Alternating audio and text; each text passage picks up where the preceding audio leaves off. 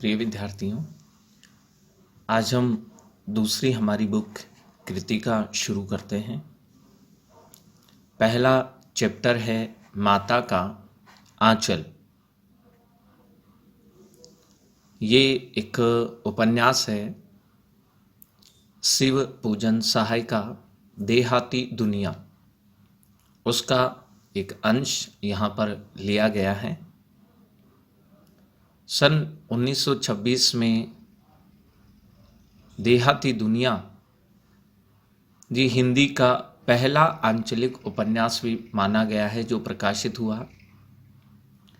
इतना ही नहीं, यह स्मरण शिल्प में लिखा गया हिंदी का पहला उपन्यास भी माना जाता है। इसमें ग्रामीण जीवन का चित्रण ग्रामीण जनता की भाषा में किया गया है। ये बहुत बड़ी बात है।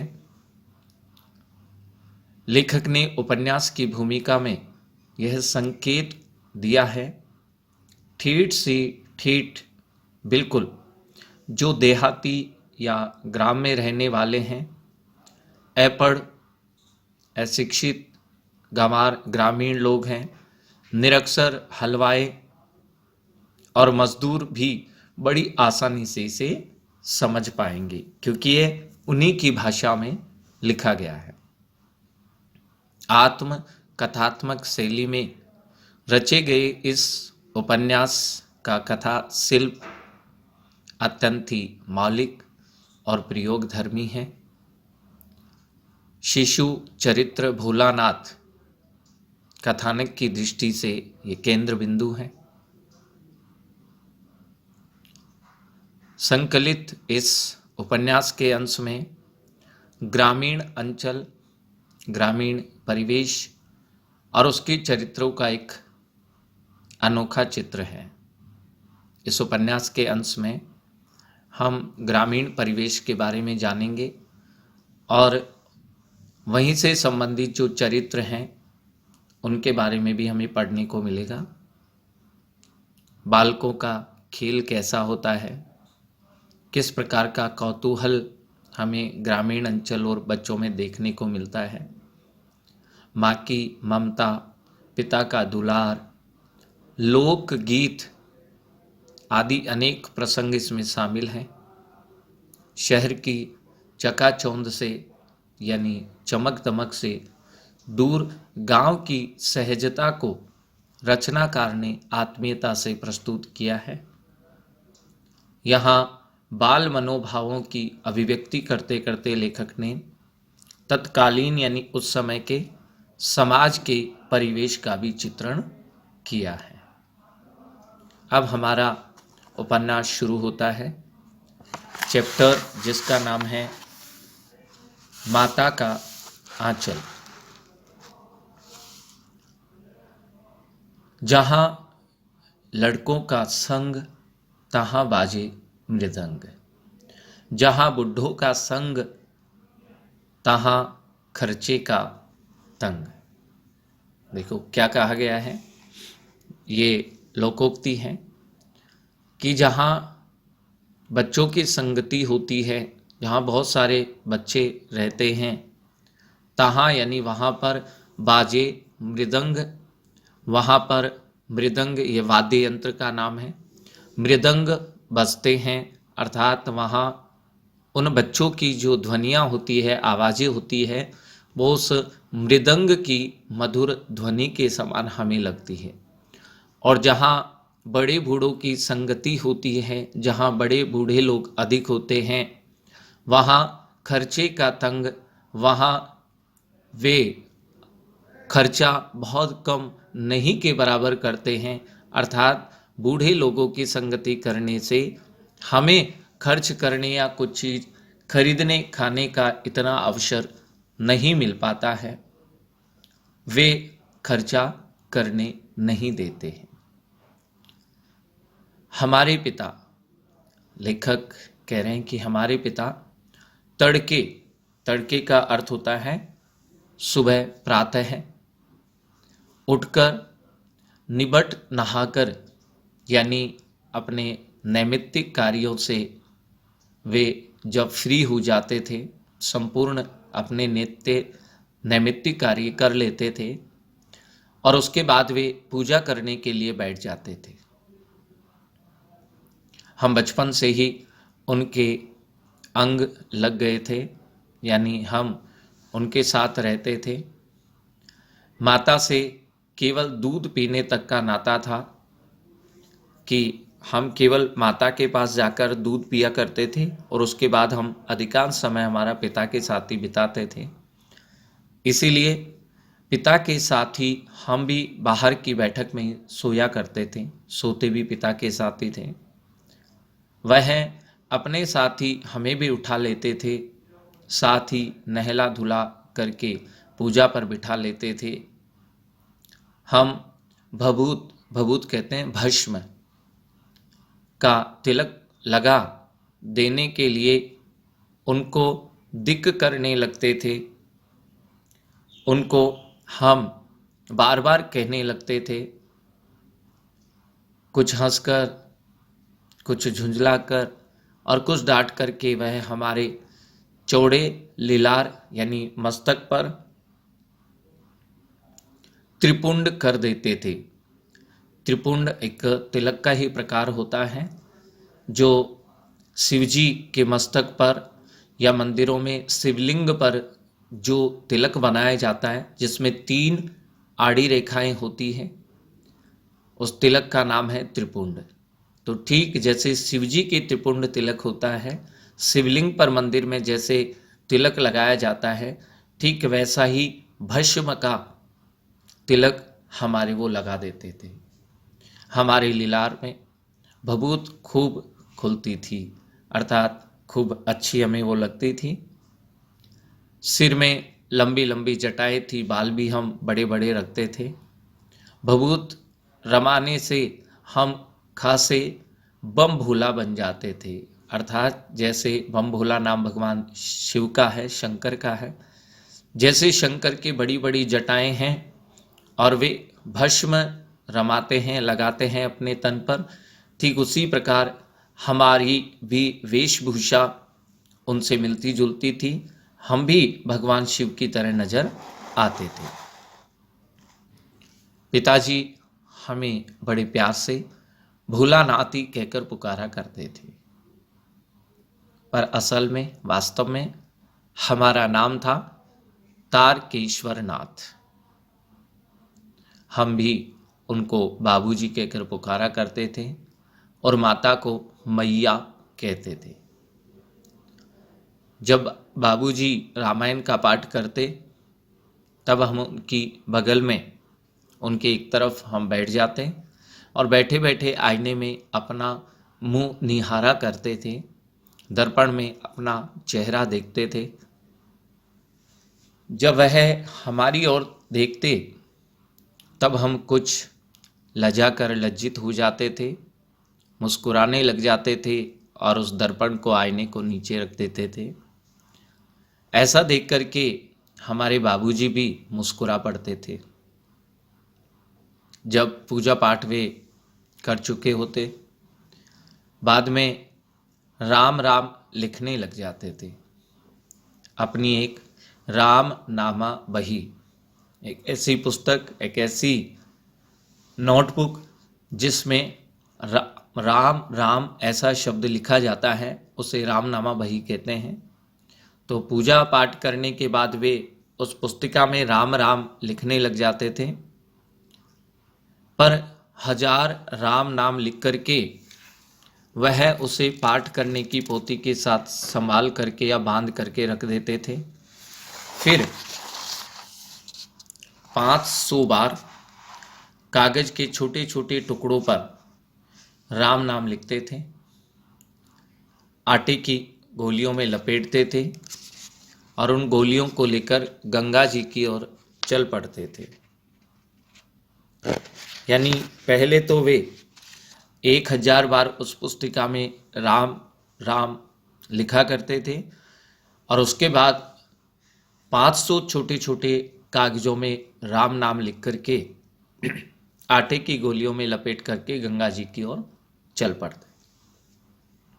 और समय भी हम उनके कंधे पर विराजमान रहते थे, यानी हम भी कंधे पर बैठ जाते थे। जब वह गंगा में एक एक आटे की गोलियां फेंककर मछलियों को खिलाने लगते, तब भी हम उनके कंधे पर ही बैठे बैठे बहुत हंसते रहते थे। जब वह मछलियों को वो दाना दे करके घर की ओर लौटते, तब बीच रास्ते में झुके हुए पेड़ों की डालियों पर हमें बिठा करके वो झूला झुलाते थे। कभी कभी बाबूजी हमसे कुश्ती भी लड़ाते, खुद भी कुश्ती लड़ने लग जाते थे। वह शिथिल होकर हमारे बल को बढ़ावा देते थे,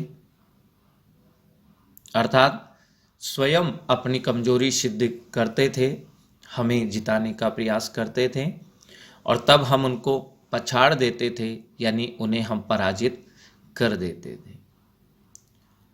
यह है उतान। उतान का अर्थ है पीठ के बल लेट जाना। वो पीठ के बल लेट जाते थे, पड़ जाते थे, और हम उनकी छाती पर फिर चढ़ जाते थे।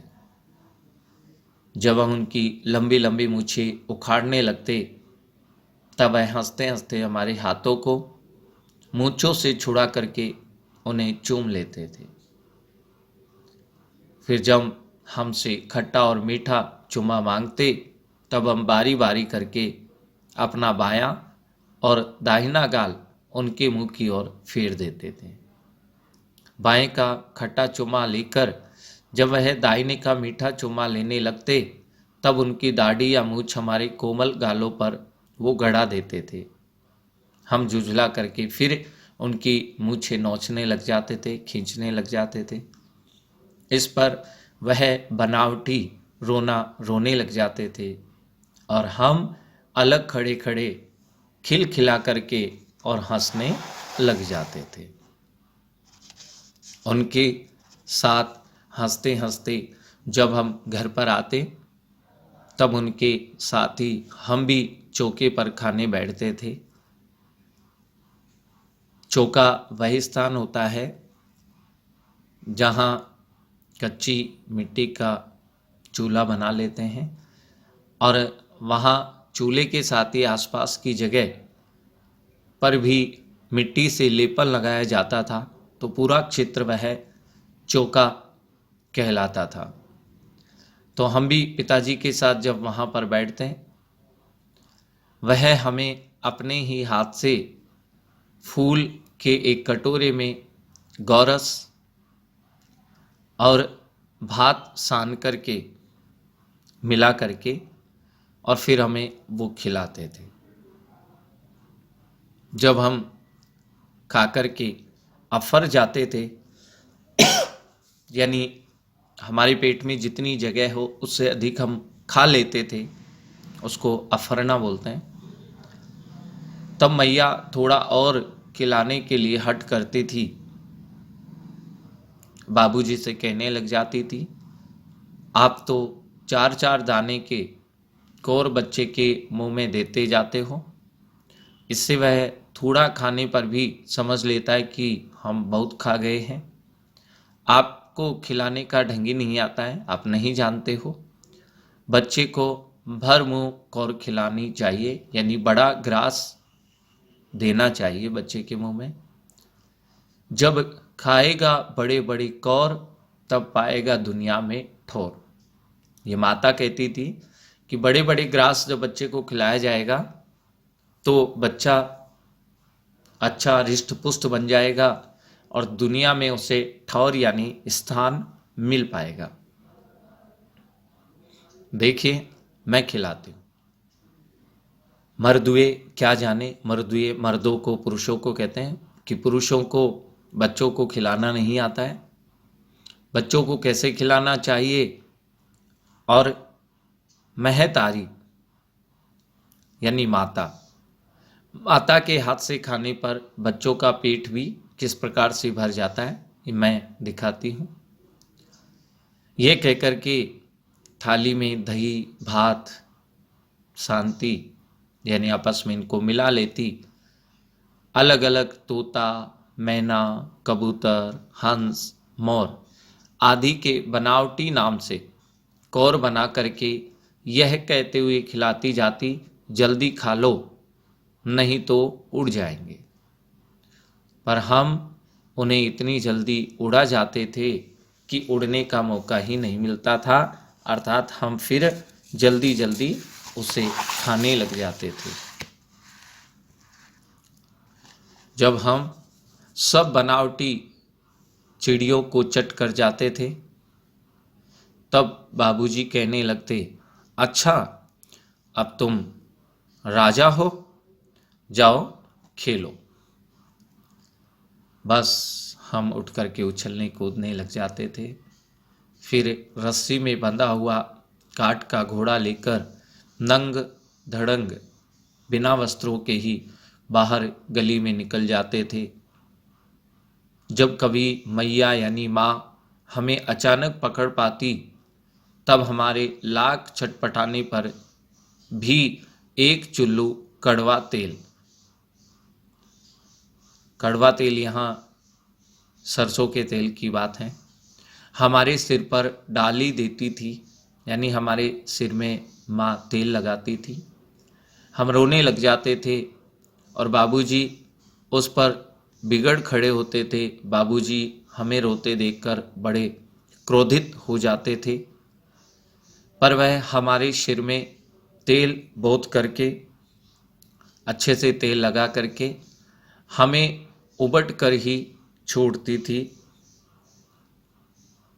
फिर हमारी नाभि और लीलार में काजल की बिंदी लगाती थी, चोटी गूंथने लग जाती थी और उसमें फूलदार लट्टू बांध करके और रंगीन कुर्ता टोपी हमें पहना देती थी। यानी हमारे बाल बना करके, काजल का तिलक लगा करके, चोटी इत्यादि बना करके हमें फिर कुर्ता पाजामा टोपी पहना देती थी। हम खासे कन्हैया बनकर बाबूजी की गोद में सिसकते सिसकते बाहर आते थे। अर्थात फिर भगवान कृष्ण जैसा स्वरूप हमारा माँ बना देती थी।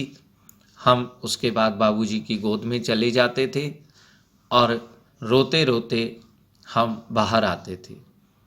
बाहर आते ही हमारी बाट जोहने वाला बालकों का एक झुंड, पूरा दल, पूरा एक समूह बच्चों का जो हमारा इंतजार ही कर रहा था बाहर, वो बाहर आते ही हमें मिल जाता। हम उन खेल के साथियों को देखते ही सिसकना भूल जाते, हम रोना बंद कर देते थे, रोना ही भूल जाते थे और बाबूजी की गोद से हम नीचे उतर जाते थे। फिर अपने हमजोलियों के दल में मिल करके हम तमाशे करने लग जाते थे। अर्थात हम अपने दोस्त मित्रों के साथ मिल करके खेलने लग जाते थे।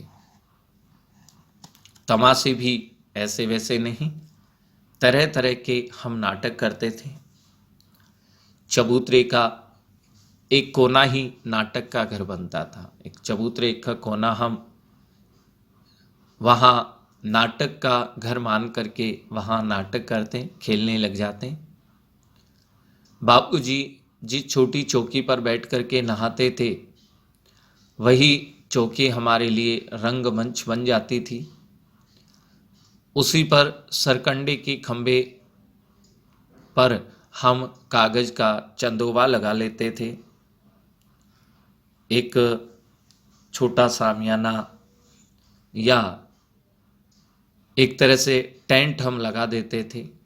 सरकंडे जो होते हैं उनके खंभे बनाते और कागज़ का एक उन पर टेंट या सामियाना लगा देते थे और फिर हम मिठाइयों की दुकान सजा लेते थे। उसमें चिलम के खोंचे पर कपड़े के थालों में ढेले के लड्डू बना लेते, मिट्टी से हम लड्डू बना लेते थे। पत्तों की पूरी और कचूरियाँ बना लेते थे। गीली मिट्टी की जलेबियाँ बना लेते थे। फूटे घड़े के टुकड़ों को हम बतासे आदि मान करके और हम मिठाइयों की दुकान सजा लेते थे। ठीकरों के बटकरे, जो मिट्टी के टुकड़े हैं, बटकरे और जस्ते के छोटे छोटे टुकड़ों के हम पैसे बना लेते थे। हम ही लोग खरीदार बन जाते थे और हम ही विक्रेता या दुकानदार बन जाते थे। बाबूजी भी 2-4 गोरखपुर में चलने वाले पैसे खरीद लेते थे। यानी बाबूजी भी हमारी उस मिठाई की दुकान से कुछ खरीद ही लेते थे। थोड़ी देर में मिठाई की दुकान बढ़ा देते थे, अर्थात उस दुकान को बंद कर देते थे। फिर हम लोग घरौंदा बनाते थे। घरौंदा मिट्टी का घर बनाते थे। धूल की मेड़ दीवार बना देते थे, मिट्टी से दीवार बना देते थे। तिनकों से उसका छप्पर बना लेते थे, ऊपर की छत बना देते थे। दातून, जो नीम की दातून होती है, उसके खंबे बना देते थे। दिया सलाई, जिसे हम माचिस कहते हैं, उसकी पेटियों के किवाड़ दरवाजे बनाते। घड़े के मोहड़े की हम चूल्हा चक्की बना देते थे। दिए से कढ़ाई बना लेते थे, अर्थात दिए को हम कढ़ाई मानते थे। और बाबूजी की पूजा वाली जो आचमनी थी, आचमनी जिसमें तांबे का पात्र होता है, जिसमें पानी भर दिया जाता है और पूजा के समय उससे आचमन करते हैं। कलछी बन जाती थी पानी के घी, अर्थात पानी को ही हम घी मानते थे। धूल के पिसान, बालू की चीनी से हम लोग ज्योनार का अर्थ है भोजन, दावत तैयार कर लेते थे। इस प्रकार से हम सारी मिठाइयाँ वगैरह बना करके और हम पूरी दावत की व्यवस्था कर लेते थे। हम ही लोग ज्योनार करते, हम ही भोजन कराते थे और हम ही लोगों की ज्योनार बैठ जाती थी, हम ही भोजन करने के लिए बैठ जाते थे। हम ही भोजन के लिए बैठते और हम ही उनको भोजन कराने वाले थे। जब पंगत बैठ जाती थी, पंगत का मतलब एक पंक्ति बैठ जाती थी, तब बाबूजी भी धीरे से आकर के और उस पांत के अंत में, पंक्ति के अंत में जीवने के लिए, भोजन करने के लिए फिर बैठ जाते थे। उनको बैठते देखते ही हम लोग हंसने लग जाते थे।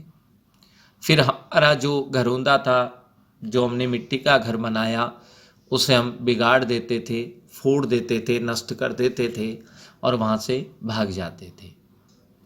वह भी हंसते हंसते लोटपोट हो जाते थे।